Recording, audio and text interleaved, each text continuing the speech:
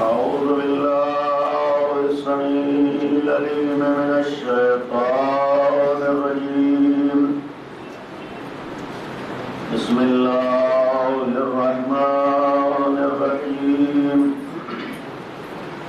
الحمد لله الذي جعلنا من المتمسكين بولاية علي بن أبي طالب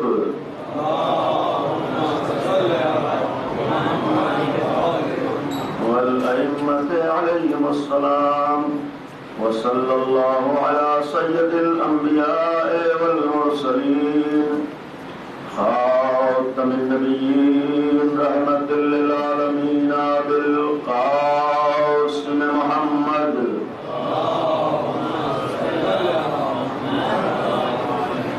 وآله الطيبين الطاهرين المعصومين المظلومين، لا سيما بقية الله في الأرضين حجة ابن الحسن العسكري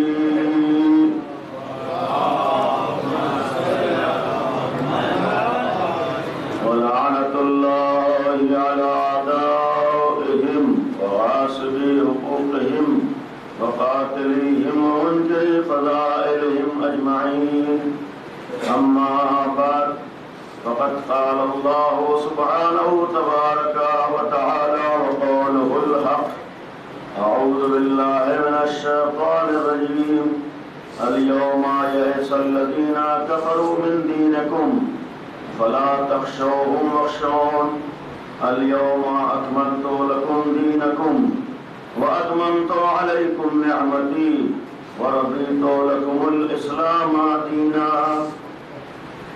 اللهم لعن أول ظالم ظلم حق محمد وآل محمد وآخر تابع له على ذلك.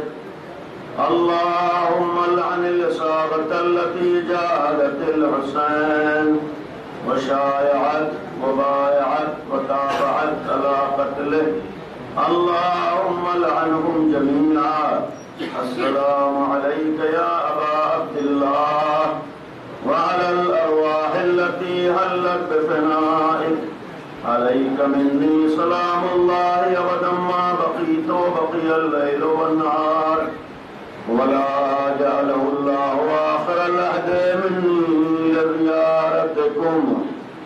السلام على الحسين وعلى علي بن الحسين وعلى أولاد الحسين وعلى أصحاب الحسين صلوات پر محمد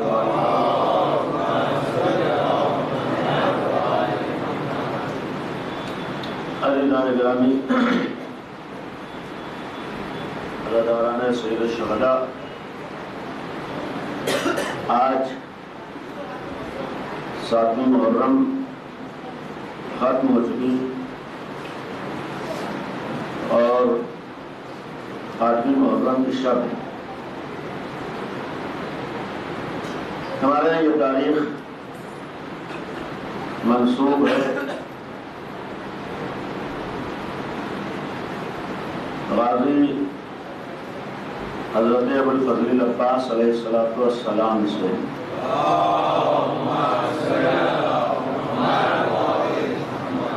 جن کا ایک لقب باب الحوائج بھی ہے، اور یہی باب الحوائج ان کی عظمت و منزلت اور اہمیت کو دنیا کے سامنے پیش کر رہا ہے. جس گھرانے میں جناب سیدہ جیسی باب الحوائج، جس گھرانے میں امیر المومنین جیسا باب الحوائج، جس گھرانے میں امام حسین جیسا باب الحوائج ہو، جس گھرانے میں 14 افراد وہ شخصیتیں باب الحوائج ہیں، اس گھرانے میں اگر 14 کے علاوہ کسی کو باب الحوائج کا لقب ملا ہے تو خود ہی اس کی منزلت کی دلیل ہے. لہذا چونکہ آج باب الحوائج کا تذکرہ اور چونکہ ولایت اور دین کی بات تھی، ابتدائی میں آئیے مل کر باب الحوائج کی بارگاہ میں، یعنی وہ ذات جو حاجتوں میں دروازہ ہے، ابتدائی میں دعا کرے کہ پروردگار اسی باب الحوائج کا واسطہ ہے کہ ہماری اس ادا کو قبول فرما۔ اب ابتدائی میں دعا کریں کہ پروردگار جو عزائے امام حسین کا حق ہے وہ حق ادا کرنے کی توفیق عطا فرما۔ پروردگارہ اس تاریخ اور اس عظیم مصیبت کا واسطہ ہے، ہم سب کو زیادہ زیادہ مجالس عزا، جلوس عزا، ذکر امام حسین، تذکرہ امام حسین میں شریک ہونے کی توفیق عطا فرما۔ پروردگارہ اب تک اس سلسلے میں ہم نے جو بھی کیا ہے، جس طرح کے شریک ہوئے یا آئندہ شریک ہوں گے، پروردگارہ ہماری اس شرکت کو قبول فرما۔ پروردگارہ ہماری اس شرکت کو ہماری دنیا اور آخرت دونوں جگہ فائدہ مند قرار دے۔ پروردگارہ باب الحوائج کا واسطہ ہے، آج کے اس غازی عباس کا واسطہ ہے، حاضرین مومنین موجود افراد جس طرح کی بھی حاجتیں تمنائیں اپنے دلوں میں رکھتے ہیں، خدایا اس غازی کے صدقے میں ان سب کی حاجتوں کو پورا فرما۔ پروردگارہ آج باب الحوائج کی بارگاہ میں ہم لوگ حاضر ہیں، خدایا اس باب الحوائج کے صدقے میں ہم سب کو ولایت کو سمجھنے کی توفیق عطا فرما۔ خدایا ہمیں دیندار بننے کی توفیق عطا فرما۔ خدایا ہم سب کو صحیح معنی میں امام زمانہ کا ساتھی اور ان کا ناصر بننے کی توفیق عطا فرما۔ پروردگارہ تجھے اہل بیت کا واسطہ ہے، آل محمد کا واسطہ ہے، جو مخلوص ہیں ان کو اپنے در سے سبکدوش فرما۔ پروردگارہ باب الحوائج کا واسطہ ہے، آج کے شب کا واسطہ ہے، بہت سے مومنین بیمار ہے، مریض ہے، گھروں پر ہے یا ہاسپٹل میں ہے، یہاں پر خدایا آج کے صدقے میں باب الحوائج کے صدقے میں تمام مریضوں کو شفائے کامل و عاجل عنایت فرما۔ خدایا آج کے شب میں اس باب الحوائج کے صدقے میں جو بے اولاد ہیں ان سب کو اولاد کی نعمت سے نواز دے۔ پروردگارہ تجھے اہل بیت اور غازی عباس کا واسطہ ہے، آل محمد کا واسطہ ہے، اس وقت شیعت کے خلاف، عزاداری کے خلاف، ولایت کے خلاف ہر طرح کی کوششیں خدایا ان تمام کوششوں اور سازشوں کو ناکام فرما۔ پروردگارہ تجھے آل محمد کا واسطہ جب تک اس دنیا میں رہے ولایت اہل بیت کے سائے میں رہے، خدایا جب اس دنیا سے جائے تو ہم کو شفاعت اہل بیت نصیب فرما۔ ایک دعا یہ بھی کرے کہ پروردگار عالم عزائے امام حسین کے صدقے میں دنیا میں جہاں جہاں بھی امام حسین کی عزاداری کرنے والے مومنین آل محمد کے چاہنے والے ہیں ان کے خلاف پاکستان ہو، عراق ہے، شام ہے، مختلف جگہوں پر ہم آج کی شب میں خصوصی طور پر باب الحوائج کے صدقے میں دعا کریں پروردگارہ اس باب الحوائج کے صدقے میں ان تمام عزاداران حسینی کی حفاظت فرما۔ پروردگارہ دشمنان اہل بیت اور یزیدان وقت کو ان کی کوششوں میں ناکام فرما۔ پروردگارہ تجھے اہل بیت کا واسطہ ہے، امام عصر کے ظہور میں تعجیل فرما۔ ایک صلوات پڑھیں محمد و آل محمد۔ بہرحال بات چلی تھی ولایت سے، اور میں نے اس لیے بھی عرض کیا کہ اس ولایت کو کس طرح سے قبول کیا جاتا ہے اس کو بھی جناب عباس نے بتایا ہے، دین کو کس طرح سے مانا جاتا ہے، تسلیم کیا جاتا ہے، اس کا بہترین آئیڈیل جناب عباس کی ذات ہے۔ جناب عباس کو ہم اس حوالے سے بھی دیکھیں کہ عام زبان میں جس نے میں کہوں کہ مولائی کسے کہتے ہیں، یہ جناب عباس کی، یعنی ہم انہیں نگاہوں میں رکھیں تب پتا چلے گا کہ دیندار کون ہوتا ہے، ہم اس غازی کو نگاہوں میں رکھیں تب معلوم ہوگا کہ مولائی کسے کہتے ہیں۔ جناب عباس کو ہم نگاہوں میں رکھیں تب پتا چلے گا کہ ولایت کے ماننے والا کسے کہا جاتا ہے، ورنہ اپنے طور پر کہہ دینا بہت آسان ہے، لیکن اس جگہ تک پہنچ جانا یہ آسان نہیں ہے۔ یہ خود جناب عباس کی سیرت، جناب عباس کی زندگی، جناب عباس کے مسائل، جناب عباس کی شخصیت ہمارے لیے پیغام ہے کہ آل محمد تو بہت دور کی چیز ہے، پہلے ہم آئے آل محمد کے اس در کے اس باب الحوائج کو جسے باب الحسین کہا گیا ہے، پہلے غازی عباس کو پہچانے تب معلوم ہوگا کہ اہل بیت کسے کہتے ہیں۔ باب الحسین کا مطلب یہ ہے کہ آل محمد تک پہنچنے اور امام حسین تک پہنچنے کا راستہ جناب عباس ہے۔ یعنی جب تک آدمی دروازے پر نہ آ جائے اندر نہیں جا سکتا ہے. امام حسین تک پہنچنا ہے، امام حسین کی عظمت کو سمجھنا ہے، امام حسین کے مرتبے کو سمجھنا ہے، امام حسین کی معرفت حاصل کرنا ہے، تو پہلے آئے جناب عباس کو پہچانے کسے کہتے ہیں. اور جب پہچانیں گے اور یہ دیکھیں کہ جناب عباس نے کیسی زندگی گزاری، تب معلوم ہوگا کہ جناب امام حسین کے مقابلے میں حسینی کسے کہا جاتا ہے، امام حسین کا چاہنے والا کسے کہتے ہیں. اور یقیناً ہماری لاکھوں جانیں قربان ہو غازی عباس کے اوپر، جس نے کم از کم کربلا کے میدان میں دنیا کے سامنے ثابت کر دیا کہ اہل بیت کسے کہتے ہیں. اپنی جان کو نثار کر کے اعلان کر دیا ہے کہ آل محمد کون ہے. اپنی جان کا نذرانہ پیش کر کے اعلان کر دیا ہے کہ امام حسین کوئی آسان بات نہیں ہے، امام حسین کوئی معمولی بات نہیں ہے.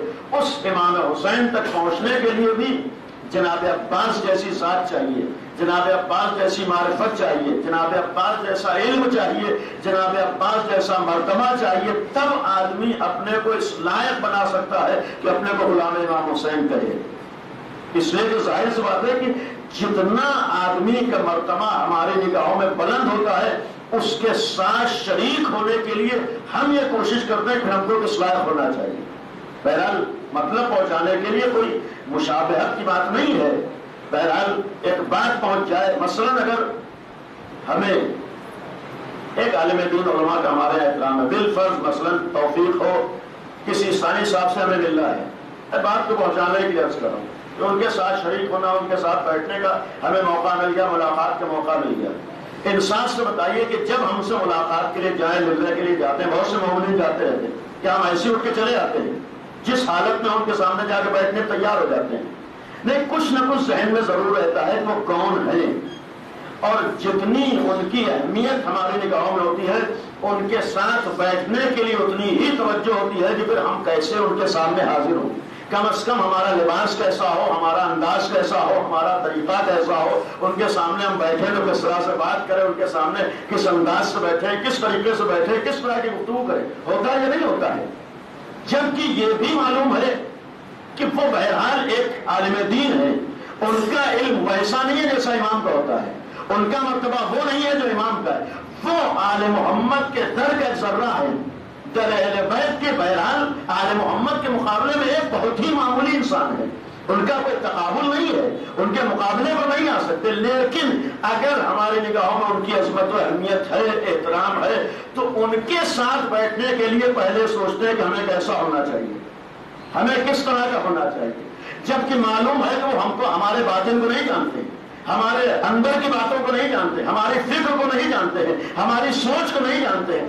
کم از کم جتنا معلوم ہے کہ ظاہر کو دیکھ رہے ہیں تو ظاہر کو سنوار کے جاتے ہیں، ظاہر کو ایسا بنا کے جاتے ہیں کہ کم از کم ان کے مزاج کے خلاف نہ ہو، ان کی فکر کے خلاف نہ ہو، انہیں برا نہ لگے.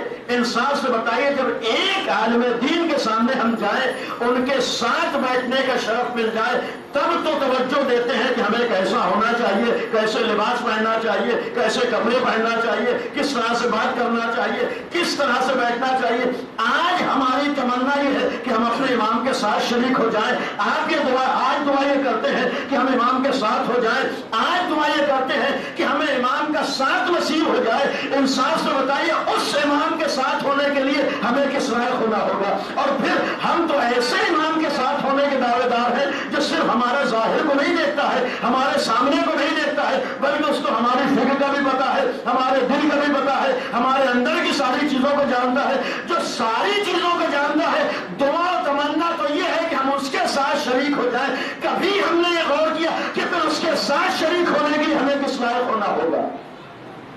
اگر یہ دعا ہے کہ امام کے ساتھ شریک ہو، اگر یہ تمنا ہے کہ ہم امام کے ساتھ شریک ہو جائیں، تو یقیناً کسی نہ کسی لائق اپنے کو بنانا ہوگا، کسی نہ کسی لائق اپنے کو کرنا ہوگا. اور پھر جہاں تک اس امام کے ساتھ کی بات آئے، امام تک پہنچنے کی بات آئے، امام کے ساتھ شریک ہونے کی بات آئے، ایک اور چیز عرض کر دوں. قرآن کریم نے بھی حکم دیا ہے کہ اہل بیت کے ساتھ ہو. کونوا مع الصادقین، آپ سنتے رہتے ہیں کہ اہل بیت کے ساتھ ہو. یہ ہمارے اوپر واجب ہے، لازم ہے کہ اہل بیت کے ساتھ ہو، سچوں کے ساتھ ہو. سچوں کے مصداق صرف اہل بیت اور کوئی نہیں ہے. اللہ کی نگاہ میں جو صادق ہے، تنہا محمد ہے، اس کے علاوہ کوئی نہیں ہے. اور ہمیں حکم دیا گیا ہے ان کے ساتھ ہو جاؤ. اور یہ ہمارے لیے شرف ہے کہ اللہ ہمیں آل محمد کے ساتھ کر دے. یہ آج ہمارے لیے شرف ہے کہ ہم اہل بیت کے ساتھ ہیں. یہ ہمارے لیے شرف ہے کہ ہم اہل بیت کے ماننے والے ہیں. لیکن ان آل محمد کے ساتھ ہونے کے لیے جو قرآن نے حکم دیا ہے کہ ان کے ساتھ ہو جاؤ، لیکن کہاں سے آغاز ہوا ہے، کہاں سے ابتدا ہوئی ہے، کہاں سے شروع کیا گیا ہے کہ اہل بیت کے ساتھ ہونے کے لیے جو ہی نہیں کہا کہ اہل بیت کے ساتھ ہو جاؤ. قرآن کی آیات دلیل ہے. آیات کیا دلیل ہے؟ قرآن کی نگاہ میں درجے ہیں، مراتب ہیں. انسان پہلے سینے پہ قدم رکھے گا تب دوسرے پہ چڑھ پائے گا، اور جب دوسرے سینے پہ قدم رکھے گا تبھی تو اوپر آ پائے گا. انسان آہستہ آہستہ قدم بقدم اوپر چڑھتا ہے. پہلے پرائمری میں ابتدائی میں پڑھے گا، کامیاب ہو جائے گا، پاس ہو جائے گا، تب ہائی اسکول پہ پہنچتا ہے. ہائی اسکول میں پاس ہو جائے، کامیاب ہو جائے، تب اس کے آگے بڑھے گا. جب اس میں کامیاب ہو جائے تب اس کے آگے بڑھتا ہے. یعنی جب تک آدمی پہلے سینے پر کامیاب نہ ہو آگے نہیں بڑھ پاتا ہے. وہاں تک پہنچنے کے لیے جتنے اس کے پہلے کے سینے ہیں انہیں طے کرنا ہو. قرآن نے کیا کہا؟ اہل بیت کے ساتھ. یوں ہی نہیں کہہ دیا کہ ہر آدمی اہل بیت کے ساتھ ہو جائے، یوں ہی نہیں کہا کہ ہر آدمی اہل بیت کے ساتھ شریک ہو سکتا ہے. خود قرآن کریم نے ایک معیار بتایا ہے کہ پہلے آؤ اپنے کو اس لائق بناؤ کہ اہل بیت کے ساتھ ہو سکو.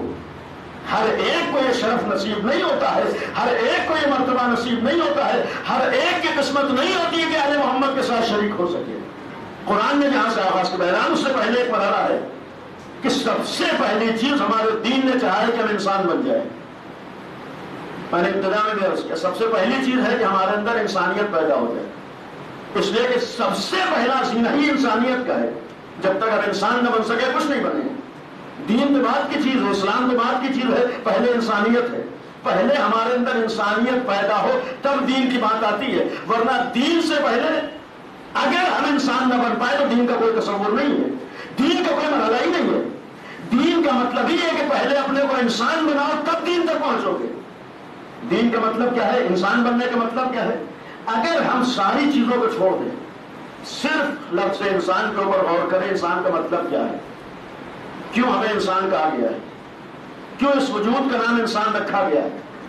میں نے کہا کہ اگر صرف لفظ کے اوپر غور کرے شاید کسی حد تک انسان کی حقیقت سمجھ میں آ جائے. انسان اردو میں بھی ایک لفظ ہے انس، اور انسان نکلا ہے انس سے. انس کا مطلب یہ ہوتا ہے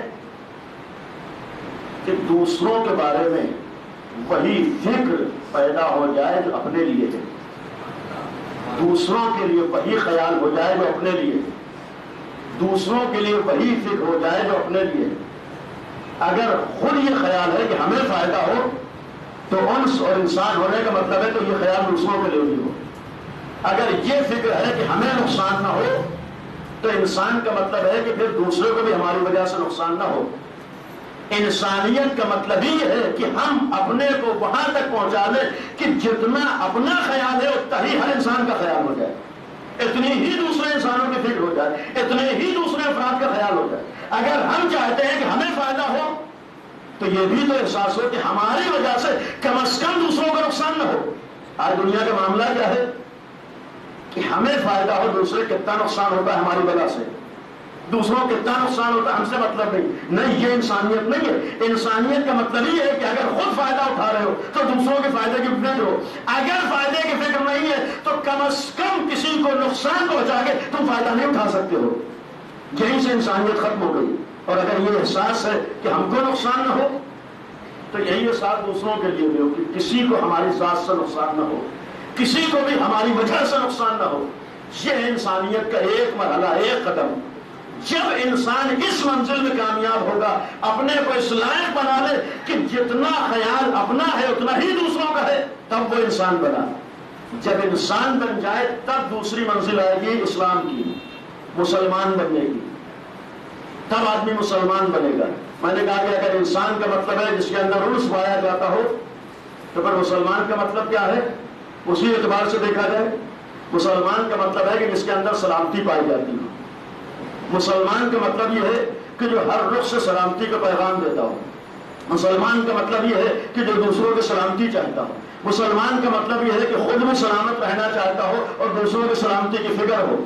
خود لفظ مسلمان ہی پیغام دے رہا ہے کہ کم از کم آج دنیا اسی لفظ مسلمان کو پہچان لے تو دنیا میں معلوم ہو جائے گا کون مسلمان ہے۔ مسلمان صرف چہرے کا نام نہیں ہے، مسلمان صرف ہولیے کا نام نہیں ہے، مسلمان صرف داڑھی رکھ لینے کا نام نہیں ہے، مسلمان صرف کرتا پہن لینے کا نام نہیں ہے، بلکہ مسلمان کا ایک مطلب ہے کہ جس کی زندگی میں سلامتی پائی جاتی ہے وہ مسلمان ہے، جو خود سلامت رہنا چاہتا ہو، دوسروں کی سلامتی کی فکر کرتا ہو، جو خود بھی سلامتی سے زندگی گزارنا چاہتا ہو اور دوسروں کی سلامتی کے مواقع فراہم کرتا ہو، اسے حق ہے مسلمان کہنے کا۔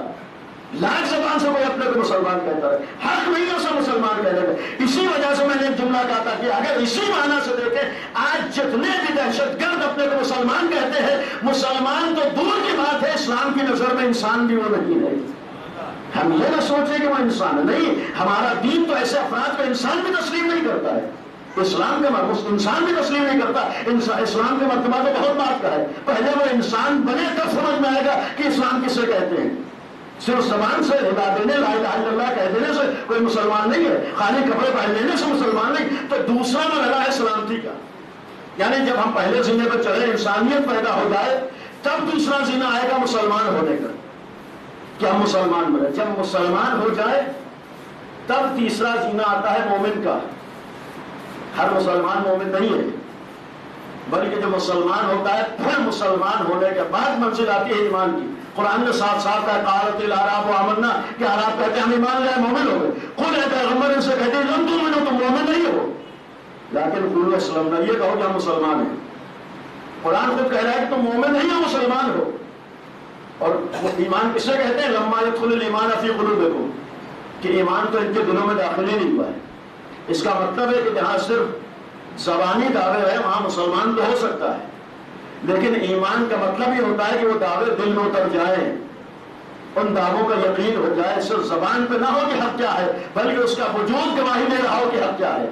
یہ ہے ایمان۔ اور اگر اسی معنی میں دیکھا جائے، انسان کا مطلب انسانیت ہو، مسلمان کا مطلب ہے سلامتی ہو، تو ایمان کا مطلب کیا ہے؟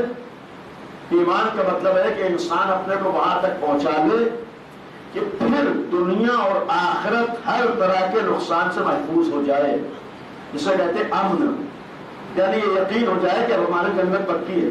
کتنے ایسے افراد ہیں جنہیں یقین ہے جنت پکی ہے۔ مومن کہنے کا اس سے حق ہے جو اپنے کو وہاں تک پہنچا لے، اس لائق بنا لے کہ امن میں آ جائے۔ امن کا مطلب تنہا دنیاوی امن نہیں ہے، بلکہ دنیا میں بھی امن کا یقین ہو جائے اور آخرت میں بھی امن کا یقین ہو جائے، وہ ہے مومن۔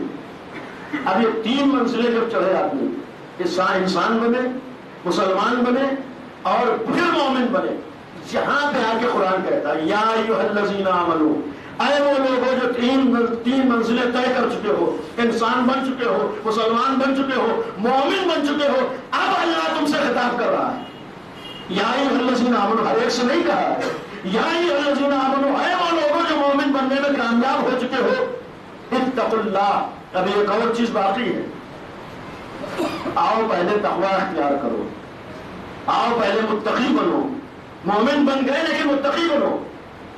اور یہاں پر ایک جملہ جوان بھائیوں کے لیے عرض کر دو، چھوٹے بچوں کے لیے، کہ متقی کا ایک مطلب عام طور پر ہمارے ہاں ایک خاص تصور ذہن میں آتا ہے، متقی کا مطلب یہ ہے، جبکہ متقی کا مطلب کوئی خاص حلیہ اور کوئی خاص انداز نہیں ہے، بلکہ متقی کا ایک سیدھا سیدھا معنی یہ ہے کہ آدمی کو ہر وقت اپنے مولا کی فکر رہے۔ متقی کا مطلب صرف یہ ہے کہ ہر وقت اپنے مولا کا خیال رہے۔ تو ظاہر سی بات، مولا کا میں نے عرض کیا، اگر پہلے امام ہے پھر اس کے بعد اللہ ہے، یعنی اس ولایت کا احساس رہے، خیال رہے۔ اور یہاں تھوڑی وضاحت کر دوں کہ متقی کا مطلب ہے جو مومن کے بعد متقی کہا گیا ہے کہ تقوی اختیار کرو، یعنی خیال کرو۔ خیال کا مطلب کیا ہے؟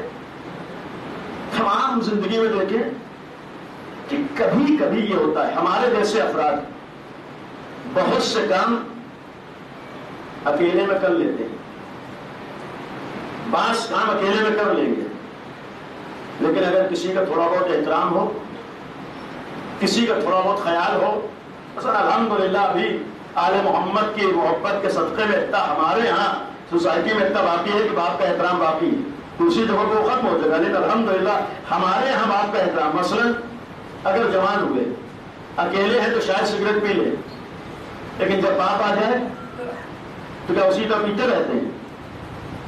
نہیں، چھوڑ دیتے ہیں۔ اور پھر ایک اور چیز عرض کر دوں، آج کے زمانے میں جو دنیا ترقی کی طرف آگے بڑھ رہی ہے اس کا ایک نمونہ ہمارے ہاتھ میں موبائل بھی ہے، اور آج ظاہر سی بات ہے کہ ہمارے ہی بلکہ تقریباً ہر نوجوان کے ہاتھ میں، اور یہ آج کل تو دنیا میں کوئی چیز نہ بری ہوتی ہے نہ اچھی ہوتی ہے، یہ ہمارے رات کے اوپر ہوتا ہے کہ اس کا استعمال کس چیز میں کر رہے ہیں۔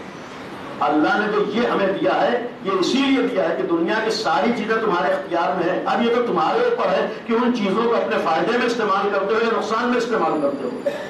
دنیا ساری تمہارے اختیار میں، یہ تو تمہارے اوپر ہے کہ تم ان چیزوں کا استعمال اپنی بھلائی میں اور فائدے میں کرتے ہو یا نقصان میں کرتے ہو۔ ایک مثال دے دو، چاقو ہے، چاقو نہ تو فائدے مند ہے نقصان دہ، یہ ہمارے اوپر ہے کہ ہم چاہیں اس سے کاٹ کے پھل کھائیں اپنا فائدہ پہنچائیں اور چاہے اس سے اپنا ہاتھ کاٹ لیں۔ یہ چاقو میں غلطی نہیں، ہمارے اوپر ہے۔ دنیا کی جتنی چیزیں نہ بری ہیں نہ اچھی ہیں، ہم اس کا استعمال کیسے، موبائل بھی یہ تو نہ اچھا ہے نہ برا ہے، یہ ہمارے اوپر ہے کہ ہم اس کا استعمال کس میں کرتے ہیں۔ اس موبائل کو اللہ نے ہمارے اختیار میں دیا ہے، اسی موبائل سے ہم چاہے اللہ سے نزدیک بھی ہو سکتے ہیں اور اسی موبائل سے چاہے اللہ سے دور بھی ہو سکتے ہیں، اسی موبائل سے چاہے ہم اللہ سے باتیں کر سکتے ہیں اور اسی موبائل سے چاہے ہم نامحرم سے باتیں کر سکتے ہیں، اسی موبائل سے چاہے ہم آل محمد کی حدیثیں بھی پڑھ سکتے ہیں، اسی موبائل سے ہم چاہے آل محمد کے مشن کے خلاف چلتے ہوئے ان کی مرضی کے خلاف چلتے ہوئے گانے بھی سن سکتے ہیں، اسی موبائل سے ہم تلاوت قرآن بھی سن سکتے ہیں، اسی موبائل سے ہم گانے بھی سن سکتے ہیں، اسی موبائل سے ہم قرآن کا بھی پڑھ سکتے ہیں، اسی موبائل سے ہم میوزک بھی سن سکتے ہیں۔ یہ تو ہمارے اختیار میں، ہمیں کیا کرنا ہے، اللہ سے نزدیک ہونا ہے یا اللہ سے دور ہونا ہے، ہمیں گفتگو کس سے کرنا ہے۔ کبھی کبھی المیہ تو یہ ہوتا ہے کہ ہمارے پاس اس موبائل کے ساتھ اتنا ٹائم نہیں ہوتا ہے کہ 10 منٹ اللہ سے گفتگو کر لیں، اس کا کلام پڑھ لیں، لیکن ہمارے پاس اتنا ٹائم ہوتا ہے کہ 2-2 گھنٹے نامحرم سے باتیں کر لیں، 2-2 گھنٹے نامحرم سے چیٹنگ کر لیں، 2-2 گھنٹے نامحرم سے گفتگو کر لیں، اس کا ہمارے پاس ٹائم ہے۔ یہ تو ہمارے اختیار میں ہم کس کا استعمال کس چیز میں کر رہے ہیں۔ جو شریعت نے حرام کیا ہے کہ حق نہیں ہے کسی نامحرم سے بات کرو، آپ کا اتنا برا کیوں ہے؟ برا اس لیے ہے کہ ہمارے دین و شریعت نے برائی کا راستہ بند کرنا چاہا ہے۔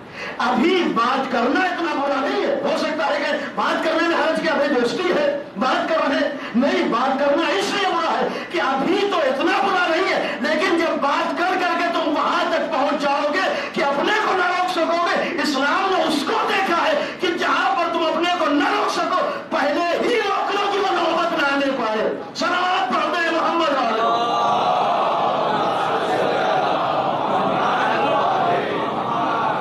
یہ تو ہمارے اختیار میں، شریعت کا حکم ہے، مذہب کہتا ہے، ولایت کہتی ہے، اور آسان چیز نہیں ہے ولایت کی بات ہے۔ جہاں خیال کی بات کہیے، ماں باپ کا خیال ہے، بزرگوں کا خیال ہے، کتنے کام ہم لوگ ماں باپ کی وجہ سے چھوڑتے ہیں، حتیٰ دوسروں کی وجہ سے چھوڑتے ہیں۔ ہم اکیلے لیٹے ہوئے کسی سے بات کر رہے ہیں، کسی سے چیٹنگ کر رہے ہیں، کوئی محترم آ گیا کیا ویسی بات کرتے رہتے ہیں، کسی کا احترام کر رہے ہیں، وہ آ گیا کیا اسی طرح سے ہم ملے رہتے ہیں۔ ہم کوئی فلم دیکھ رہے ہیں، اکیلے لیتے ہوئے دیکھ رہے ہیں، کوئی آ گیا کیا ویسی دیکھتے رہتے ہیں۔ میں نے کہا کہ تقوی کا مطلب کوئی خاص چیز نہیں ہے، تقوی کا مطلب ہی ہے کہ جس طرح آپس میں ایک دوسرے کا خیال ہے، کم از کم اتنا ہی خیال اپنے ایمان کا کر لو۔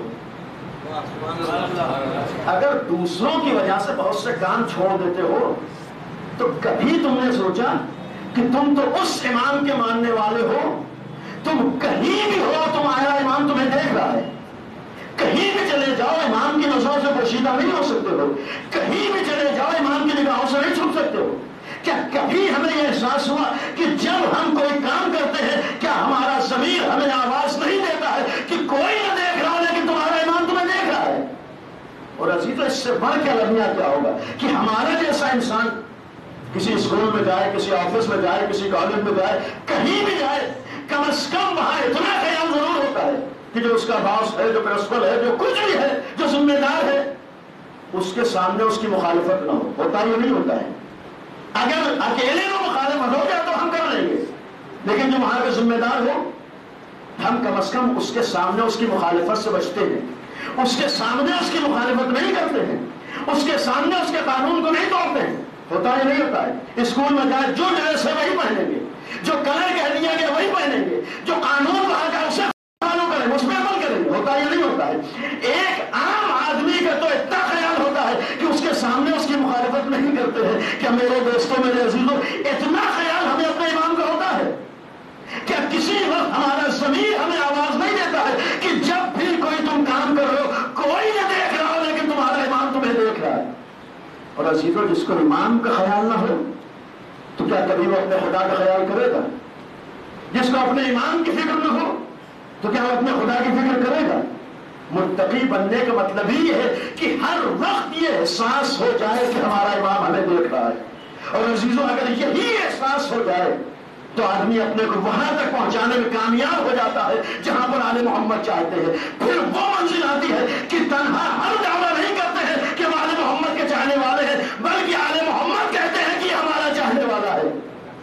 یہ منزل ہے وہاں تک پہنچانے. اور جو خیال کرنے کی بات آئی، ہمیں خود احساس نہیں ہوتا ہے، ہمیں خود یقین نہیں ہوتا ہے. زبان سے دعویٰ تو ہوتا ہے، دعویٰ کر دینا آسان ہوتا ہے، لیکن اس دعوے کو نبھا لینا، اس دعوے پر یقین کر لینا. آج ہر چاہنے والے کا دعویٰ ہے کہ امام دیکھ رہے ہیں، لیکن کیا اعمال گواہی دیتے ہیں کہ امام دیکھ رہے ہیں؟ اور پتہ اس حد تک احترام ہے، میں نے بعض جگہوں مثال عرض کی، یہاں بھی عرض کر دوں. اللہ ہم سب کو توفیق نصیب کرے، کربلا جائیں انشاءاللہ. آپ بتائیے جب ہم لوگ کربلا جاتے ہیں، جب امام حسین کی زری کے پاس پہنچتے ہیں، جس وقت زری کے سامنے کھڑے ہوتے ہیں، کیا اس وقت کوئی بھی مومن اس بات پہ تیار ہوگا کہ گناہ کرے؟ کیا وہاں یہ سوچے گا گناہ کرے؟ ہر آدمی جواب دے گا وہاں تو گناہ کرنا دور کی بات ہے، سوچیں گے بھی نہیں. ہے یہ نہیں ہے؟ وہاں جا کے ہر آدمی کہے گا کہ وہاں گناہ تو دور کی بات ہے، سوچیں گے بھی نہیں. کیوں نہیں سوچیں گے؟ آدمی یہی تو کہتا ہے کہ وہاں جا کے یہ احساس ہو جاتا ہے کہ شاید امام ہمیں دیکھ رہے ہوں. وہاں زری پہ جا کے یہ احساس ہو جاتا ہے کہ شاید ہمیں دیکھ رہے ہوں. انصاف سے بتائیے کہ ہاں یہ احساس ہو جاتا ہے کہ شاید امام دیکھ رہے ہوں، وہاں تو ہم دعویٰ کرتے ہیں گناہ کرنا دور کی بات ہے، ہم سوچیں گے بھی نہیں. تو کیا ہمارا امام صرف زری میں بیٹھا ہوا ہے؟ کیا امام صرف زری سے دیکھتے ہیں؟ کل میں نے کہا تھا کہ امام کہیں بیٹھے نہیں، بلکہ ہر جگہ امام ہمیں دیکھ رہے ہیں. ہم اس وقت بیٹھے امام کی نگاہوں کے سامنے ہیں، ہم جو بھی بول رہے ہیں امام سن رہے ہیں، ہم جو بھی کر رہے ہیں امام کی نگاہوں کے سامنے ہیں. منزلت یہی ہے کہ جتنے بھی عقائد ہو ان پر یقین ہو تب کمال ہوتا ہے. تنہا کہہ دینا کہ ہم کو امام کا یقین ہے، یہ دعا ہو کہ ہمیں یقین پیدا ہو جائے کہ ہم ہر وقت امام کی نگاہوں کے سامنے. ایک دعا ہر وقت ہماری یہ ہونا چاہیے کہ خدا ہمیں اتنی غیرت عطا کر دے کہ کم از کم جتنا دوسروں کا خیال ہوتا ہے اتنا امام کا خیال ہو جائے.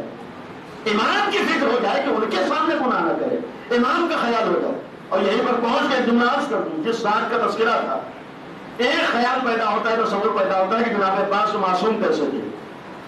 البتہ اس وضاحت کے ساتھ کہ ہمارے ایک خاص قسمت ہے جو اللہ نے خصوصی طور پر عطا کی، وہ صرف 14 ہے، اس میں کوئی 15واں شامل نہیں ہو سکتا ہے. جو عصمت 14 کی ہے وہاں تک کوئی نہیں پہنچ سکتا، یہ یقین ہے.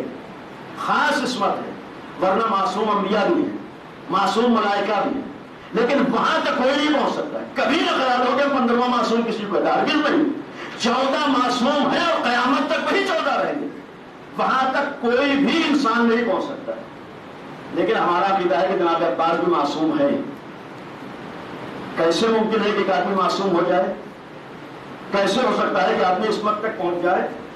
یہاں معصوم کا مطلب ہے کہ پوری زندگی جس نے گناہ کا خیال بھی نہ کیا ہو، جس کے ذہن میں گناہ کا تصور بھی نہ آیا ہو، جس کے ذہن میں اللہ کی مخالفت کا تصور نہ آیا ہو. آپ کہیں کیسے ہو سکتا ہے خیال پیدا نہ ہو؟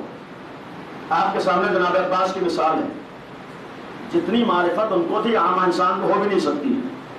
جس حد تک اہل بیت کو پہچانتے تھے اور جو علم جناب عباس کے پاس تھے وہ بھی ہمارے جیسوں کے لیے ناقابل تصور ہے. بہت بڑے عالم کا نام جناب عباس ہے. صرف بہادر نہیں تھے بلکہ بہادر کے ساتھ ساتھ بہت بڑے عالم بھی تھے.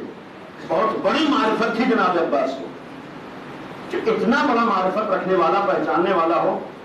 میں نے جو ابھی مثال دی ہے کہ ہم لوگ جب زری پہ جاتے ہیں تب احساس ہوتا ہے. ہمارے جیسا گنہگار آدمی جسے معرفت کا ذرہ بھی نہیں ہے، زری پہ جا کے تو احساس ہو جاتا ہے کہ وہاں ہم گناہ کی فکر نہیں کریں گے، اور ہمارے جیسے لوگ وہاں پہنچ کے گناہ کی فکر نہیں کرتے.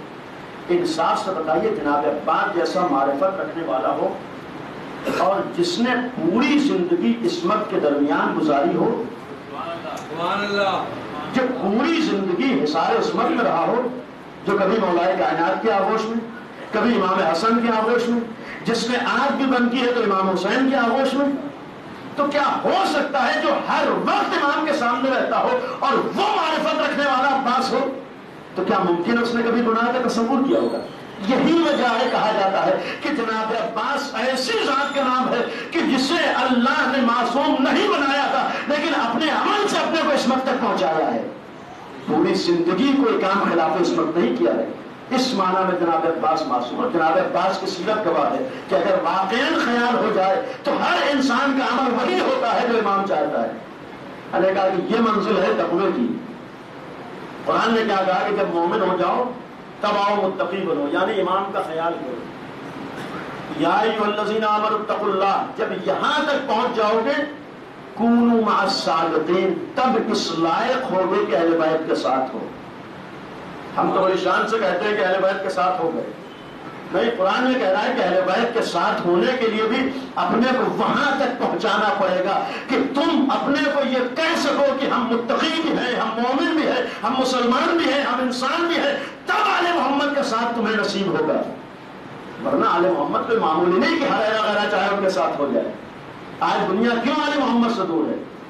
یہ ساری چیزیں جب پیدا ہوں گی تب اہل بیت کے ساتھ ہوتا ہے۔ اور اس جناب عباس نے ہمارے سامنے ثابت کر دیا ہے کہ اگر ہر وقت انسان کو اپنے امام کا خیال ہو جائے تب امام کے ساتھ ہو سکتا ہے۔ یہ کوئی سخت منزل نہیں ہے، ناممکن چیز نہیں ہے، ضروری نہیں ہے کہ اللہ معصوم بنائے تبھی انسان معصوم ہو۔ آدمی اپنے کو چاہے تو اس وقت اس حد تک پہنچا سکتا ہے۔ اور بس جہاں جناب عباس کی بات آئی ہے، بچوں کے لیے واقعہ بھی عرض کر دوں، خیال کرنے کی بات ہے۔ کس حد تک ہم لوگ امام کا خیال کرتے ہیں، کتنی امام کی فکر ہے، کتنا امام کا آج تمنا ہے کہ امام سے مل جائیں۔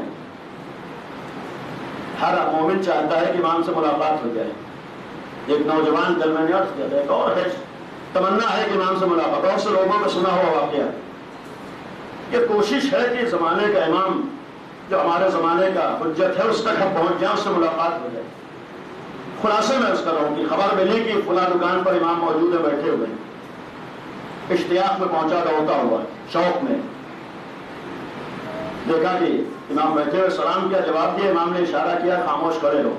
خلاصہ عرض کر رہا ہوں، اتنے میں اس نے دیکھا کہ ایک وہ جس دکان پہ بیٹھے تھے تالا وغیرہ بیچتا تھا، ایک عام آدمی، کل بھی میں نے کہا تھا کہ ہم کسی کے ظاہر کو نہ دیکھیں کہ پیسہ غریب ہے، ہو سکتا ہے اسی کی ویلیو امام کی نگاہوں بہت ہو، کسی کا ظاہر نہیں معلوم ہے کہ کیسا ہے، وہ تو امام جانتے ہیں، بظاہر دکاندار ہے۔ امام بیٹھے ہوئے، اشارہ کیا، اتنے میں بڑھیا آئی، اس کے ہاتھ میں تالا ہے، اور اس نے آ کے کہا کہ اس تالے کو جہاں تک ذہن میں 3 روپے کا خرید دو، یہاں کی زبان میں کہوں۔ اس بوڑھے نے تالے کو لیا، دیکھ کے کہا کہ میں اس سے 7 روپے کا خریدوں گا۔ اس نے تعجب سے کہا میں اس کو کوئی 3 روپے میں نہیں لے رہا، تم 7 روپے کہہ رہے ہو؟ میں 3 روپے میں بیچنا کہتا، کوئی 3 روپے میں تیار نہیں ہو، تم کہہ رہے ہو 7 روپے۔ اس نے دیکھ کے کہا کہ نہیں، اس کی ویلیو 7 روپے ہے، میں اس لیے 7 روپے میں خرید رہا ہوں کہ تھوڑا بہت اس میں کام کر کے اس کو 8 روپے میں بیچ دوں گا، 1 روپیہ مجھے فائدہ مل جائے گا، لہذا میں 7 روپے تم سے لے رہا ہوں۔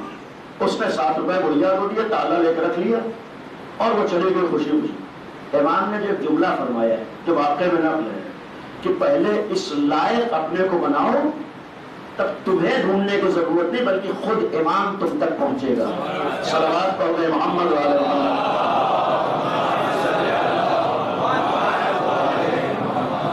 بات تھی امام کو پہچاننے کی، جناب عباس نے ثابت کر دیا ہے کہ امام کی معرفت کیسی ہوتی ہے، ثابت کر دیا ہے کہ امام کی ولایت کیا ہوتی ہے، ثابت کر دیا ہے کہ دین کیا ہوتا ہے، ثابت کر دیا ہے کہ ولایت کو کیسے تسلیم کیا جاتا ہے، ثابت کر دیا ہے کہ اگر کسی کو مولا مانا جاتا ہے تو اس کے سامنے کیسے پیش آیا جاتا ہے۔ پوری زندگی گواہ ہے کہ جناب عباس کی زبان پر کبھی بھی یہ جملہ نہیں آیا کہ کیسے چپ بیٹھ جاتے ہیں۔ یہ اس لیے کر رہا ہوں کہ بہرحال ایام ازا ہے، کبھی کبھی بعض ایسے موقع آتے ہیں کہ جس میں سے بعض جوان جذبات میں آ کر قدم بڑھا دیتے ہیں، آگے بڑھ جاتے ہیں، زبان کو کھول لیتے ہیں، ہاتھ بھی اٹھ جاتا ہے، زبان میں جملہ کیا آتا ہے کہ میں کیسے چپ رہ جاتے ولایت کا معاملہ تھا، کیسے خاموش رہ جاتے دین کی بات تھی، کیسے چپ رہ جاتے آزادانے کی بات تھی. ہوتا یا نہیں؟ کہیں کہیں ہم جذبات میں آ کے کام کر لیتے ہیں. لیکن انسان سے بتائیے، پوری تاریخ کربلا نگاہوں کے سامنے ہے، کیا کبھی کسی موقع پہ جناب عباس نے کہا ہو کہ کیسے چپ رہ جاتے امام کا معاملہ تھا؟ کیا کبھی جناب عباس نے کہا ہے کہ کیسے نہ بولتے معاملہ دین کا تھا؟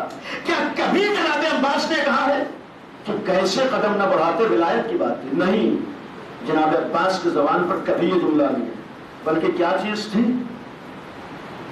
کربلا گواہ ہے، کربلا سے پہلے کے واقعات گواہ ہے کہ جناب عباس کی نگاہوں میں اگر کبھی کچھ تھا، صرف یہ تھا کہ مرضی امام کیا ہے.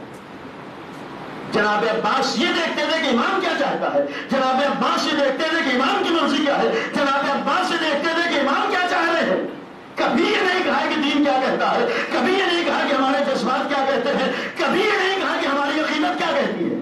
جناب عباس کا مزاج گواہ ہے، عمل گواہ ہے کہ اگر واقعی مولائی ہو تو یہ نہ دیکھو کہ تمہارے جذبات کیا کہتے ہیں، بلکہ یہ دیکھو کہ مرضی امام کیا کہتی ہے. ہر قدم پر فیصلہ کرنے سے پہلے یہ سوچو کہ کیا اس کام سے امام راضی ہے، راضی نہیں ہے. کوئی بھی قدم اٹھانے سے پہلے یہ سوچو کہ امام خوش ہے یا خوش نہیں ہے. ہم اپنی خوشی کے اسباب تو فراہم کر لیتے ہیں، اپنی مرضی کے کام تو کر لیتے ہیں، ہم تو خود خوش ہو جاتے ہیں. کیا کبھی سوچتے ہیں کہ ہمارے اس کام سے امام خوش بھی ہوا ہے؟ کبھی ہم نے سوچا کہ ہمارے اس کام سے امام راضی ہوا؟ کبھی بھی اگر کسی حسینی سے ہمارے اختلاف ہو جائے اور ہم لڑ بیٹھتے ہیں، کبھی یہ سوچتے ہیں کہ ہمارے اس عمل سے امام خوش ہوگا یا ناراض ہوگا؟ نہیں، جذبات میں نہیں آنا ہے، بلکہ غازی عباس کی سیرت گواہ ہے کہ مرضی امام کو دیکھنا ہے، خوشنودی امام کو دیکھنا ہے. اصل ولایت کا مطلب ہی ہے جس نے مصائب کی منزلوں میں بھی وہاں تک اپنے کو پہنچا دیا کہ عام انسان وہاں نہیں پہنچ سکتا ہے. آپ سوچئے جو اتنا بہادر ہو، جو اتنا زیادہ امام کا چاہنے والا ہو، جس کے پاس اتنی بڑی معرفت ہو، کیا ممکن تھا کہ جناب عباس خیمے میں بیٹھے اور بچے پیاسے رہ جائیں؟ آپ ذرا تصور کیجئے، میں نے پہلے بھی عرض کیا تھا کہ جناب عباس سے ایک مطالبہ ہوا تھا کہ یہاں سے حسین کے خیمے ہٹا لیے جائیں. کیا ہو سکتا تھا جناب عباس مان لیں اور جہاں دشمن کو چیلنج کر دیا ہو، لیکن ہٹائیں یا نہیں ہٹائے خیمے؟ کیوں ہٹائے؟ اپنے جذبات پہ عمل نہیں کیا ہے، اپنی خواہشات پہ عمل نہیں کیا ہے، اپنے دل پہ عمل نہیں کیا ہے، جو خود فیصلہ کیا تھا اس پہ عمل نہیں کیا ہے، بلکہ یہ دیکھا کہ امام کی مرضی کیا ہے. کیا ہمارے اولاد جیسا چاہنے والا ہوتا، کیا ممکن تھا کہ اس جگہ پر اپنے کو روک لیتا؟ عزیزوں، آسان نہیں ہوتا ہے. یہی تو غازی نے اعلان کیا ہے. اور عزیزوں، اس سے سخت منزل جو آئی ہے، آج 7ویں کا دن گزر گیا ہے. کیا کبھی آپ نے تنہائی میں بیٹھ کے سوچا کہ عباس جیسا چاہنے والا خیمے میں بیٹھا رہے اور چھوٹے چھوٹے بچے پیاسے رہے؟ ہم اپنے کو ایک لمحے کے لیے وہاں پر رکھ کے دیکھیں کہ اگر ہمارے باپ جیسا چاہنے والا امام حسین کے خیمے میں ہو اور وہاں چھوٹے چھوٹے بچے پیاس سے تڑپ رہے ہوں اور ہم پانی لا سکتے ہوں. جناب عباس لا سکتے تھے، محبت بھی کم نہیں تھی. جو لا سکتا ہو اس کے بعد بیٹھا رہے، جو پانی کا انتظام کر سکتا ہو تب بھی وہ پیاس کو دیکھتا رہے. اور عزیزوں، آپ یہ اکثر بچوں کو دیکھا ہوگا، اور یہ بھی ایک جناب عباس کے لیے قیامت کی منزل تھی. بچوں کا مزاج یہ ہوتا ہے کہ عام طور پر زیادہ مطالبہ اسی سے کرتے ہیں جس سے امید وابستہ ہوتی ہے، زیادہ اسی سے مانگتے ہیں جس سے زیادہ امید وابستہ ہو. تاریخ کربلا کا یہ موڑ اتنا سخت غازی کے لیے تھا کہ بچے ہاتھوں میں خالی کوزے لیے رہتے تھے، بچوں کے ہاتھوں میں خالی کوزے ہوتے تھے، لیکن جیسے ہی ان کافر بچوں کی نگاہ جناب عباس کے اوپر جاتی تھی، چاروں طرف سے بچے گھیر کے بس ایک جملہ کہتے تھے، چچا عباس پیاس مارے ڈالتی ہے، چچا عباس پیاس ہلاک کیے دیتی ہے، چچا عباس بہت پیاسے ہیں. ذرا انصاف سے بتاؤ، جب عباس کی نگاہ ان چھوٹے چھوٹے بچوں پہ جاتی ہوگی، جب جناب عباس سکینہ کو پیاس سے تڑپتا ہوا دیکھتے ہوں گے، جب غازی کی نگاہ اس گہوارے پہ جاتی ہوگی جہاں 6 مہینے کا بچہ پیاس سے تڑپ رہا، تو اس وقت عالم کیا ہوتا ہوگا؟ عزیزوں بہادری یہ نہیں ہوتی ہے کہ آدمی میدان میں جا کر شجاعت کے جوہر دکھا دے. عزیزوں جناب عباس کے لیے تلوار لے کر میدان میں شجاعت دکھا دینا بہت آسان تھا، لیکن شجاعت اسے نہیں کہتے ہیں، بہادری اسے نہیں کہتے ہیں، ولایت اسے نہیں کہتے ہیں، دین اسے نہیں کہتے ہیں. ساری چیزوں کو برداشت کر کے امام کی مرضی کا خیال کر لینا. امام کی مرضی ہی تو تھی کہ خاموش بیٹھے تھے، امام کی مرضی ہی تو تھی کہ چھپ بیٹھے ہوئے تھے، امام کی مرضی ہی تو تھی کہ ان مناظر کو نگاہوں سے دیکھ رہے تھے. اور عزیزوں یہ پیاس ذرا سوچئے کہ ایک دن نہیں، 2 دن نہیں، 3 دن اس حالت میں گزر گئے. اور پھر اس سے سخت منزل جو جناب عباس کے لیے تصورات کہتے آئی ہوگی، لیکن جہاں ولایت کو پیش کیا ہے، جہاں امام کی محبت کو بتایا ہے. جناب عباس جیسا بہادر خیمے میں تھا، اور جناب عباس جس طرح امام حسین سے محبت کرتے تھے اسی طرح امام حسن سے محبت کرتے تھے. اتنا ہی احترام امام حسین کے فرزندوں کا بھی تھا، اس لیے کہ آقا مانتے تھے. آپ انصاف سے بتائیے جناب عباس جیسا چاہنے والا، معرفت رکھنے والا، جو اتنا زیادہ چاہتا ہو تو ساتھ ہی ساتھ جناب عباس کے بچوں سے محبت تھی. اب کبھی آپ نے سوچا کہ جناب عباس خیمے میں بیٹھے رہیں اور جناب محمد کی لاشیں آ جائیں؟ کیا قابل تصور ہے کہ جناب عباس جیسا بہادر اور چاہنے والا خیمے میں موجود رہے اور جناب قاسم کا لاشا پامال ہو جائے؟ عزیزوں تصورات یہی کہتے ہیں کہ شاید اگر جناب عباس مقتل میں چلے گئے ہوتے، تلوار لے کر جنگ کر لیتے، بہت آسان تھا اس بہادر کے لیے.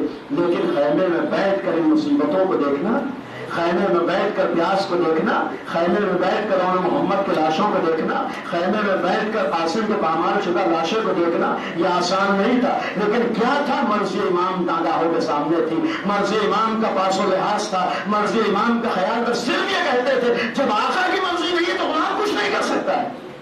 عزیزوں خاموش تھے، لیکن خاموشی کس طرح کی تھی؟ دل پہ کیا گزر رہی تھی؟ کس طرح سے بے چین تھے؟ اور عزیزوں جو اتنا سامنت ہو، اتنا بہادر ہو، اور جب آقا حسین نے اجازت دی ہے تو صرف اس لیے اجازت دی تھی بھیا عباس اگر جانا ہی چاہتے ہو تو ان بچوں کے لیے پانی کا انتظام کر دو. جناب عباس کو اجازت ملی ہے. اور عزیزوں جو میں نے کہا بہادر تھے، اتنے بہادر تھے کہ جب تک جناب عباس زندہ تھے کسی دشمن میں ہمت نہیں تھی کہ آقا حسین کی طرف نگاہ اٹھا کر دیکھ لے. تاریخ بتاتی ہے کہ جناب عباس کا اتنا خوف تھا. یہی وجہ ہے کہ جب غازی عباس گرے ہیں تو امام حسین نے ایک مرثیہ پڑھا تھا، اے بھیا عباس اب تو تم رخصت ہو گئے، وہ آنکھیں چین کی نیند سوئیں گی جو تمہارے خوف سے سو نہیں سکتی تھی. یہ امام حسین کا جملہ دلیل ہے کہ دشمنوں کو اتنا خوف تھا کہ ابھی خیمے میں عباس موجود ہیں. اتنی بہادری کا چرچا تھا غازی کا، اتنا زیادہ دشمنوں کے دلوں میں خوف طاری تھا کہ صرف وجود عباس سے وہ خوف زدہ رہتے.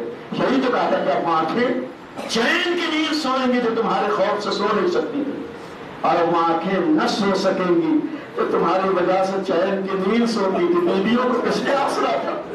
بیویوں کا کس میں بھارس تھی؟ بیویوں کو کس سے تمنا تھی؟ عزیزوں یہی تو وجہ ہے کہ جب آخری کو آقا نے اجازت دی ہے، آگے شہزادی زینب کے سامنے کھڑے ہوئے تھے اور ایک جملہ کہا تھا، شہزادی آقا نے اجازت دے دی. آقا عباس کے چہرے پر مسکراہٹ ہے لیکن شہزادی زینب تڑپ گئی تھی. فرمایا بھیا عباس جب آقا نے اجازت دے دی تو میں کون ہو سکتی ہوں روکنے والی؟ لیکن ایک جملہ سنتے جاؤ. شہزادی وہ جملہ کیا ہے آپ سنتے رہتے. فرمایا ہے بھیا عباس جب میں کمسن تھی، چھوٹی تھی، اپنے بابا کے زانوں پہ بیٹھی ہوئی تھی، ایک دفعہ میرے بابا نے میرے بازوؤں کے بوسے لے کر ایک جملہ کہا تھا. وہ جملہ کیا تھا؟ فرماتی میرے بابا نے فرمایا تھا بیٹی تیرے ان بازوؤں میں رسن باندھی جائے گی. شہزادی نے جملہ کیا کہا کہ چونکہ بابا نے فرمایا یقین تو تھا، لیکن جب میں بڑی ہوئی اور میرا گھر بھائیوں سے بھر گیا اور میں نے یہ دیکھا کہ میرا عباس جیسا بھائی ہے، میرا عباس جیسا بھائی موجود ہو، میں یہ سوچا کرتی تھی کہ ہائے جس کا عباس جیسا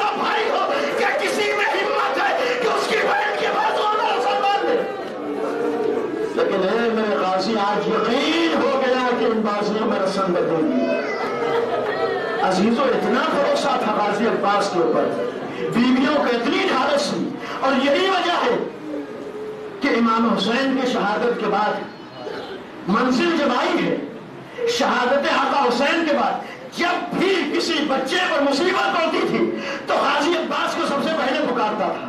اگر کسی بیوی کے سامنے کوئی مصیبت آتی تھی تو غازی عباس کو آواز دیتی تھی. اتنی تمنا تھی غازی عباس سے، اتنی امید وابستہ تھی جناب عباس سے. اور جب عباس گیا ہے، اب وہ غازی رخصت ہوئے ہیں، تو بیویوں کا عالم کیا ہوا ہوگا؟ ذرا آقا حسین کے دل سے پوچھو کہ جس وقت بھائی عباس کا ہوتا حافظ کہاں ہوگا تو دل کا عالم کیا رہا ہوگا. اور عزیزوں خدا حافظ تو کہہ دیا. میں نے کہا کہ دشمنوں کو بھی اتنا خوف غازی سے تھا کہ نزدیک نہیں آ سکتے، اور جو خوف زدہ اتنا رہتا ہو، بزدلی کی ایک پہچان یہ بھی ہوتی ہے کہ کبھی کبھی جب آدمی کسی سے نزدیک نہ ہو سکے اور اسے موقع مل جائے اپنی بزدلی دکھانے کا تو بزدلی دکھاتا. غازی عباس کے ساتھ بھی یہی ہوا. منظر کیا تھا؟ جو دشمن غازی کے نزدیک نہیں آ سکتا تھا، لیکن جب غازی اس دنیا سے رخصت ہوئے، زمین پہ آئے ہیں، تو ظالم تلواریں لے کر آئے تھے، اور جو بے ادبی کی ہے غازی عباس کے جسم کے ساتھ آسان نہیں ہے. آج کی رات ہم لوگ جناب عباس کو رونے کے لیے بیٹھے، اور غازی عباس تو وہ ہے کہ جس پر شہزادی کونین گریہ فرماتی تھی، جس کو اپنا بیٹا کہا ہے جناب سیدہ نے.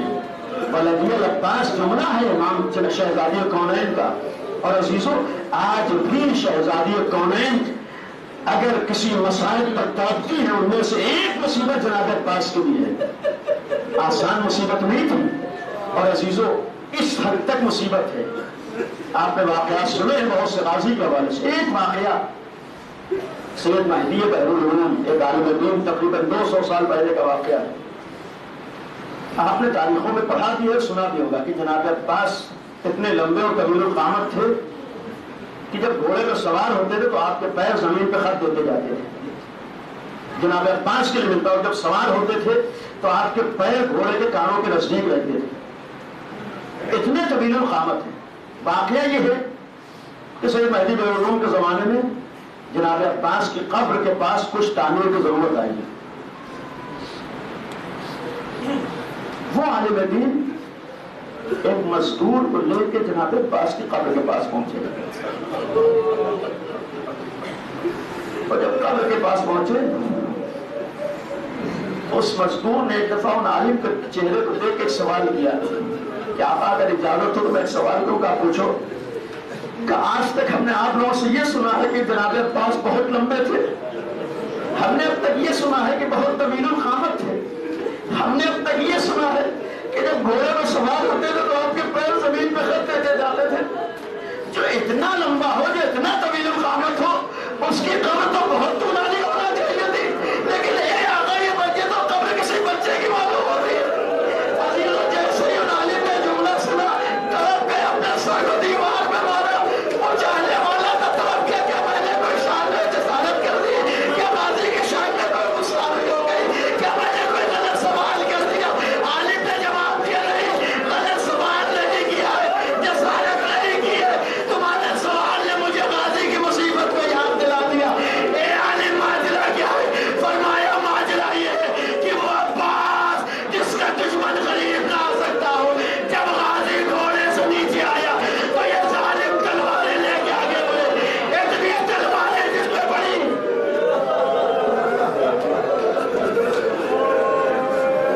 روایت کا جملہ یہ ہے کہ قطعوه بسيوفهم اربا اربا. غازی عباس کے جس پر اتنی تلواریں ماری کہ جسم ٹکڑے ٹکڑے ہو گیا. یہی تو وجہ ہے کہ جب 11ویں کو چوتھے امام دفن کرنے کے لیے آئے بنی اسد نے جملا کر کہا کہ آقا فرات کے کنارے بھی ایک لاش ہے، لیکن لاش اتنی ٹکڑے ہے کہ پہچانی نہیں جائے. امام پہنچے ہیں، دیکھ کے طرف گئے، بے چین ہو گئے، اور ایک جملہ کہا تھا کہ میرے چچا عباس کی لاش ہے. اور عزیزوں چوتھے امام کے لیے ملتا ہے کہ ان ٹکڑوں کو جمع کیا ہے، اور جب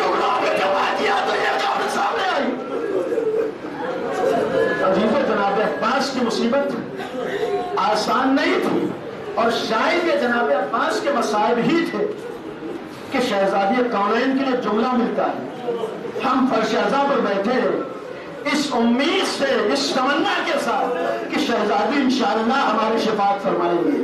ہم آج کی اس تاریخ میں غازی کے نام پر یہ آنسو بہا کے تمنا بھی کرتے ہیں کہ اے پروردگار ہمارے ان آنسوؤں کو قبول فرما لے۔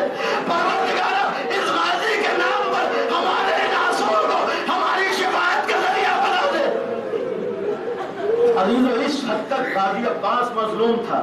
ایک روایت ہے اس کا جو پیغمبر کے لیے ملتا ہے کہ قیامت کے دن امیر المومنین کو شہزادی کے پاس بھیجیں گے، اے علی سیدہ سے پوچھو کہ اپنے چاہنے والے شیعوں کے لیے شفاعت کے لیے کیا لائے ہیں۔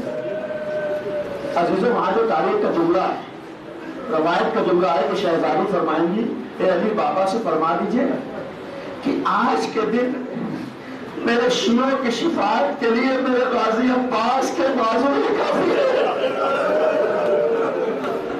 آسان نہیں ہے باب الحوائج بن جانا، اور جس نے ان مصیبتوں کو طے کیا ہو، کربلا کی انتہائی مظلوم ترین ذات کا نام غازی عباس ہے۔ اور جب بات آئی ایک واقعہ اور عرض کروں، اکثر افراد کا سنا ہوا ہے، اور اس تمنا کے ساتھ تاکہ اس مولا عباس کے آنسو بہانے میں، اس آقا کے اوپر آنسو بہانے میں ہم سے کوئی کمی نہ ہو جائے، اس لیے کہ روایت بتاتی ہے کہ جناب ام البنین جو ایک ماں ہے، ایک عرصے تک زندہ تھی، لیکن کبھی جناب عباس پہ نہیں روتی تھی، کبھی اپنے 4 بیٹوں پہ گریہ نہیں کرتی تھی، بلکہ آقا حسین پہ گریہ کرتی تھی۔ جناب عباس کے لیے میدان میں گئے ہیں، وہ ساری منزلیں آپ کے سامنے ہیں، اور بہادری کا عالم آپ سوچئے کہ اس 4000 کے لشکر میں فرات تک جا کر مشق بھر لینا آسان نہیں تھا، لیکن ایک بہادری تھی جو مشق بھری ہے۔ آپ انصاف سے بتائیے، جو اتنا بہادر ہو، اور آپ نے سنا ہے کہ جناب عباس اتنے بہادر تھے کہ ان کے نزدیک دشمن نہیں آ سکتا تھا، حتیٰ تاریخ یہاں تک بتاتی ہے کہ جب دونوں بازو کٹ گئے تب بھی کسی دشمن میں ہمت نہیں تھی کہ نزدیک آ جائے، دور سے تیر بارانی کرتے تھے، دور سے تیر برسائے۔ اب انصاف سے سوچے کہ جس کے دونوں ہاتھ کٹے ہوئے ہوں، جو مشق میں، جو دانتوں میں مشق دبائے ہوئے ہو، اور چاروں طرف سے جس کے اوپر تیر پڑ رہے ہو، عالم کیا ہوتا ہے؟ آسان مصیبت نہیں تھی، بہت بڑی مصیبت ہے۔ اور آج کے شب میں ہم جناب عباس کے نام پر تنہائی میں بیٹھ کر آنسو بہائیں کہ غازی مصیبتوں سے گزرا ہے۔ واقعہ جو بیان کیا جاتا ہے، شیخ سید کاظم قزوینی یہ جناب عباس کے روزے میں نماز پڑھاتے تھے، اور وہی جناب عباس کے روزے میں ایک ذاکر ہے جنہیں واعظ خراسانی کہا جاتا ہے۔ کتابوں میں روایت موجود ہے، تاریخ واقعہ موجود ہے کہ وہ مجلس پڑھتے تھے۔ ایک شب انہوں نے غازی عباس کے مصائب پڑھے، اور جب جناب عباس کے مصائب، خود سوچئے کہ غازی کا حرم ہو، جناب عباس کے مصائب ہو، کس طرح سے طرف کے لوگ روئیں، اور بہت سخت مصائب انہوں نے پڑھے۔ مجلس کے بعد سید کاظم قزوینی نے جملہ کا ہمدردی میں کہا تھا کہ واعظ خراسانی اتنے سخت مصائب نہ پڑھا کرو، بعض لوگ نہیں برداشت کر پاتے۔ انہوں نے جملہ کہا کہ اتنے سنگین اور سخت مسائل نہ پڑھا کرو۔ کہتے یہ کہے کہ میں جا کے سو گیا، ابھی خواب و بیداری کے عالم میں تھا، نہ ٹھیک سے سویا تھا نہ کیا تھا۔ کسی نے دخل باب کیا، دروازہ کھٹکھٹایا، میں نے دروازے پہ جا کے دیکھا تو غازی عباس موجود تھے۔ میں نے سلام کیا، آقا نے جواب سلام دیا، منہ پھیر دیا۔ میں بے چین ہو گیا، طلب کیا، ہاتھوں کو جوڑ دیا، مولا کیا مجھ سے کوئی جسارت ہو گئی؟ مولا کیا مجھ سے کوئی گستاخی ہو گئی؟ آقا کیا مجھ سے کوئی غلطی ہو گئی؟ صرف ایک جملہ کہا ہے، کاظم قزوینی کیا تم کربلا کے میدان میں تھے؟ اتنا کہنا تو میں طلب کہ مولا خیر تو ہے۔ فرمایا کہ تمہیں معلوم مجھ پر کیا مصیبت پڑ گئی؟ تمہیں معلوم مجھ پہ کیا گزر گئی؟ کیا تم نے کبھی تصور کیا کہ میرے اوپر کیسی مصیبت آئی؟ آقا بیان فرمائیے، میں آپ کی زبانی سننا چاہتا ہوں۔ عزیز و غازی نے جو خود بیان کیا، فرماتا ہے کہ جب میرے دونوں بازو کو لگو گئے، جب میرے دونوں ہاتھ کٹ گئے، اب میری پوری امید اور تمنا یہ تھی کہ کسی طرح بچوں تک پانی کو پہنچا دوں۔ میری پوری کوشش یہ تھی کہ حسین کے بچوں تک پانی پہنچ جائے۔ مجھے اپنی فکر نہ تھی، ہاتھوں سے خون بہ رہا ہے، لیکن میں چاہتا تھا کہ خیمے تک پانی پہنچ جائے۔ فرمایا کہ جب بازو قلم ہو چکے ہوں اور پوری امید ہو کہ پانی کو پہنچا دوں. فرماتے اسی اسنا میں ایک تیر میرے مشق پہ لگ گیا.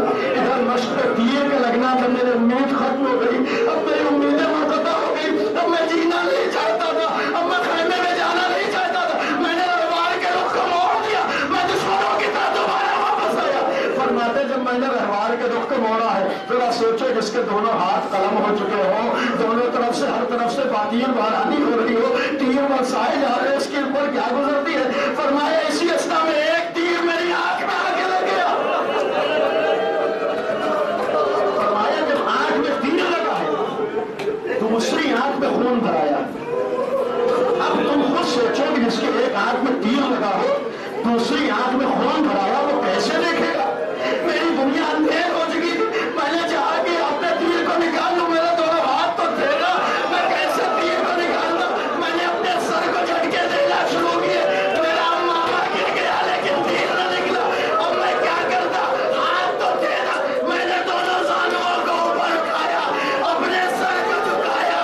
فرماتے سر کا جھکانا تھا، ظالم کو موقع مل گیا، اس نے میرے سر پہ ایسا وار.